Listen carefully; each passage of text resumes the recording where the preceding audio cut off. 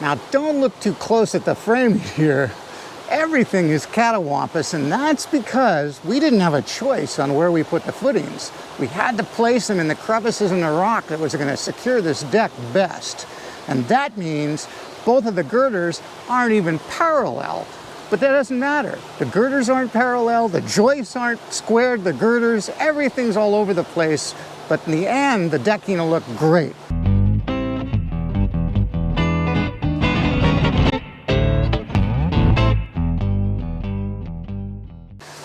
Before we get into the decking though, I want to secure every joist to these 4x8 blocks we put in instead of 2x8 blocks.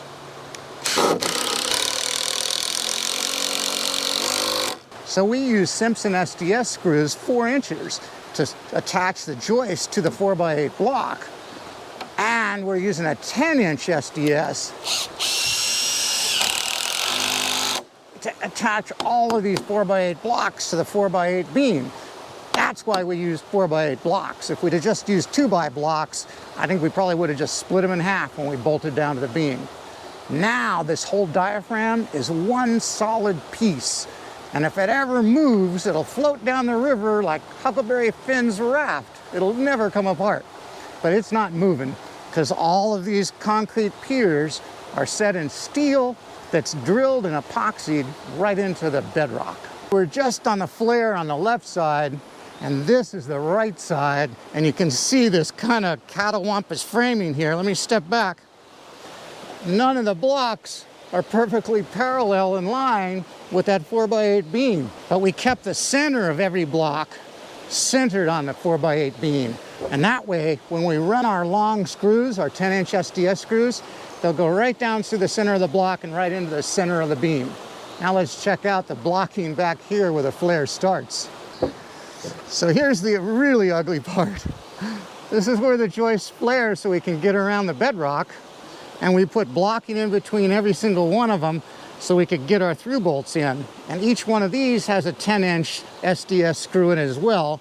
And we ripped this block because we wanted to get as much meat in here as we could, because these two joists, they're not even sitting on the beam. Both of these joists are sitting right on the rock. We started by running all the joists really wild, and then we rough cut them, and then we picked our angles for both wings and for the front of the deck. We had to make sure that this line is struck parallel to the back of the deck, so when we run our deck boards, they end up parallel to the bank. And now we can do a final cut.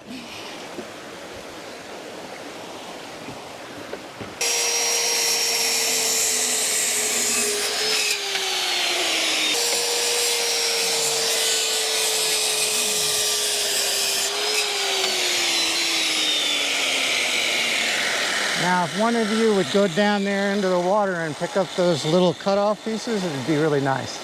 Let's go down underneath and look at the foundation now, the piers that we put in, so you can see why these two beams aren't parallel.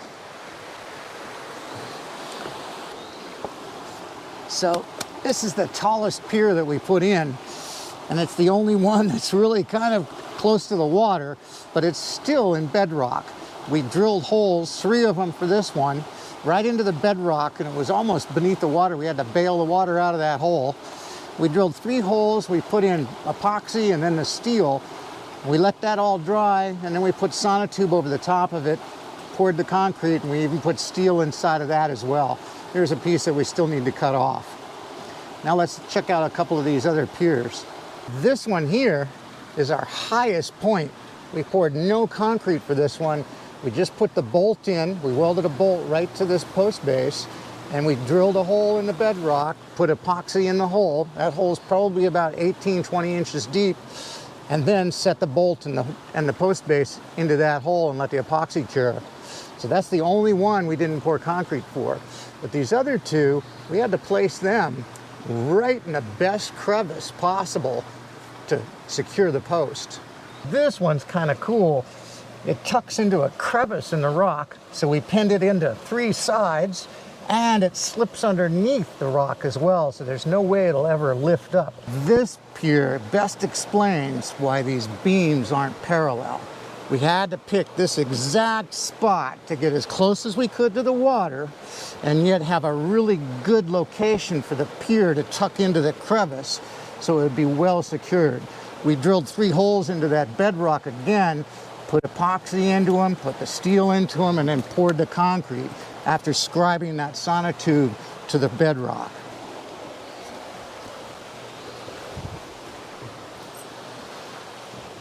So here's my real concern. That's the Applegate River at around 200, maybe 250 cubic feet per second. And we've seen that river up at 10,000 cubic feet per second. And at that elevation, the water's like up about this high. It completely covers the spot where my irrigation pump sits. So when the water comes up this high, man, there's going to be a lot of pressure, uplift pressure on that deck. That's why we spent so much time drilling those holes into the bedrock and epoxying that steel in. And if some of you think, well, how's that steel going to ever hold that deck in there? How's that foundation going to ever last? Let me show you something.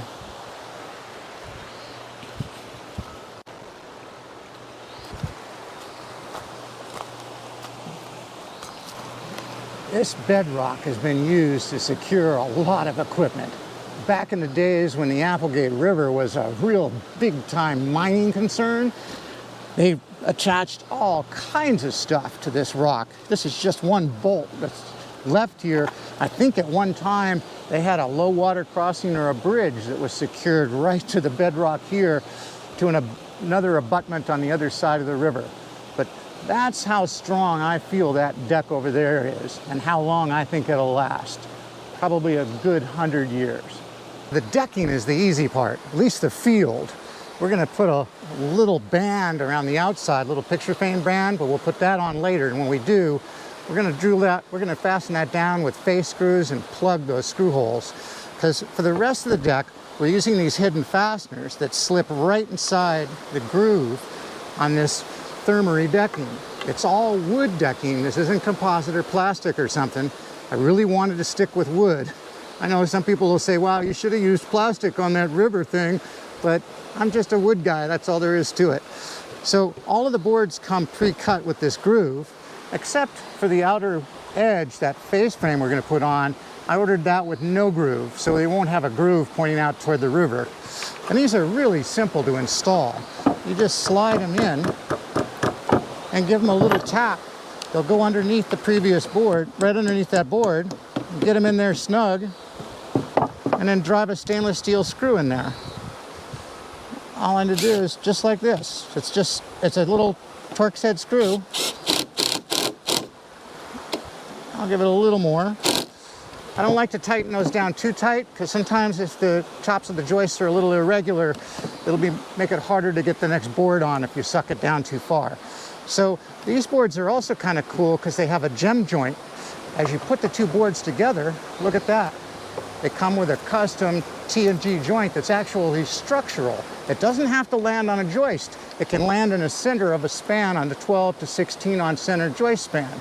So I can take this first piece and slide it right into that clip and then put the fasteners on the back side of it and just keep on going. But you probably also noticed that there's this like bitcha thing we used to call it material on the top. This is all Vicor deck protector from Grace, and we're putting it down on the tops of the joists for a simple reason.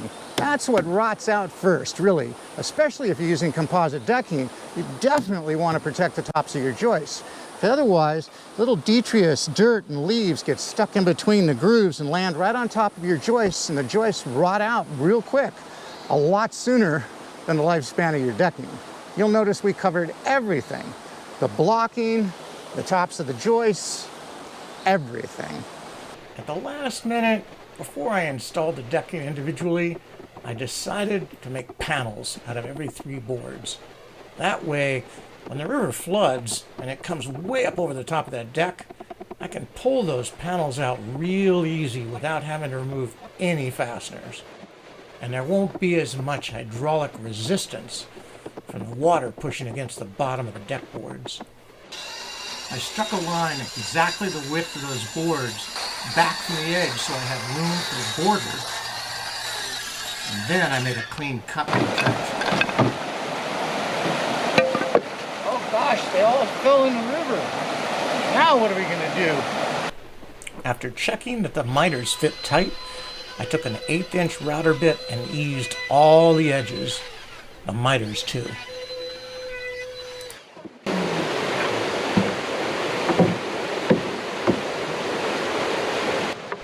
I laid out locations for every domino using tape and a black marker.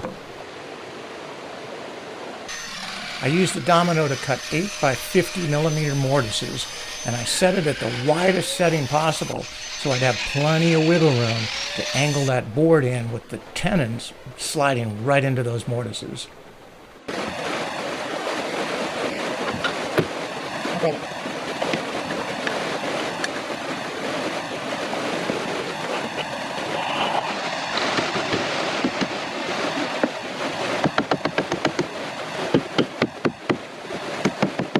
I used a 1/2" Forstner bit and drilled a hole for every single one of those decking screws. That way they were countersunk and I could plug them all later. Once the band boards were fastened down, I made straight cuts that ran right into the cuts I'd previously made with a jigsaw about 2 inches away from the bedrock. Then I took the same router with a roundover bit and eased those edges too.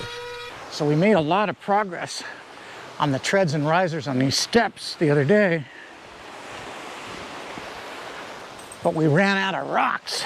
So we're gonna go over to my neighbor John's place and pick up some more, but I wanted to show you what we're looking for, because if you get the right size, the right shape rocks, not size, but shape, it makes it really easy. You wanna make sure that you get a flat surface, obviously, for the treads, but every one of the best rocks we use for the risers is flat and square and straight in the front, all the way up. Getting to John's place to go rock hunting is actually part of the fun. You drive up my driveway and you hang a really sharp left. And then you go down toward the river. Yeah, it does help to have a guide. So if you come this way, be sure you take Sassy with you.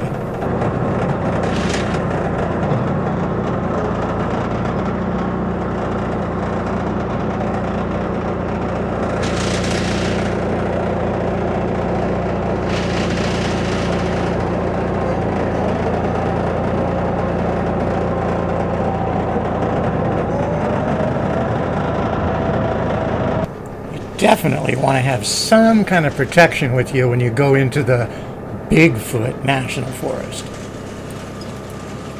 Walking over towards John's leach field for a septic system where he dug up a lot of rocks, but on the way, I'm trying to keep my eye open. Oh, there's one. Check this out right here. It's got a flat face on it and a flat top. Oh yeah. That's a nice one. It even has some moss on it. John really tore this area up, putting in that leach field. And there's rocks all over the place. And there's one really nice big one. I'm gonna have to get Devin to help me pick that one up.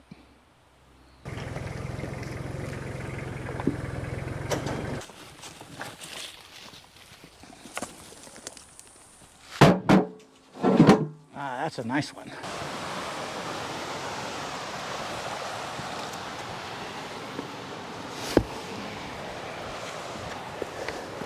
So we're taking these big ones, they're flat, and have this kind of square face. And we're gonna chuck it right up against this bedrock here. Maybe we should spin it so this nose comes right into here. Okay. And then this would end up being the face of the riser. That's better. That looks good. Yeah. So you're almost in the line. Too much is okay.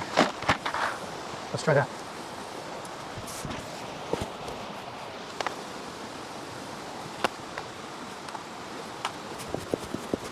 And gravel behind it too, huh? Oh, let's get that right around. Yeah. Yeah, right under the bedrock. Yeah, awesome. I'm surprised. It isn't too big. No. That's pretty close to it.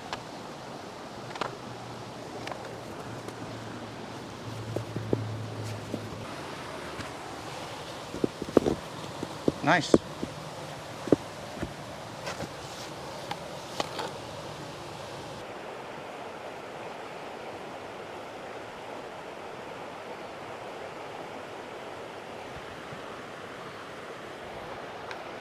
So we finished finally the whole stairway that goes down here and the deck and everything's almost 100%. Last thing we have to do is build the little steps that go down to the water. But check this out. We temporarily put some gravel in here because next year in the spring I'll plant grass, so this is all seeded then. It's too late in the summer to plant grass. But we got all the stone steps in. And while we were putting in the steps, we put a couple of little stone retainers in here so we can plant some spring flowers and some gladiolas. It'll be perennial and it'll help kind of secure the soil in here. And then we set these rocks in here because when the river comes up, it comes right over the top of this little berm in between these two chunks of bedrock, and it flows right around this corner. So this way we give a place for it to come down without eroding all of this. And as the river rises way up, yeah, this water coming around the corner will start to meet this water that's rising. So this whole area in here ends up in an eddy, and it's pretty protected, so it won't get too thrashed. And then here's the finished deck. And as you noticed from the video, these are all removable panels. So if we see the river is going to come up way over the top of the deck at some point during the winter, and it doesn't do that all the time, just occasionally, we can come down here and pull these panels out real quick and store them up in the pole barn. And then the last thing we did was we installed this railing, this little grab bar, and it's pretty easy. This is all just galvanized pipe with flanges, and fortunately this was a 45 that we laid the deck out, and we were able to just put these 22.5s on here to run this pipe and around the corner. So now you can walk down here and grab the bar all the way if you want to go down into the water, or if you don't. And this pile of rocks we left down here so that we can come down with some concrete and lay some stone right in here, so you'll be able to climb your way up right along that bedrock. Use these trees as handholds and this grab bar as well. And that's the last thing we got to do. Otherwise, I'm using this thing right now because when it gets hot out, boy, it's fun swimming out into that river.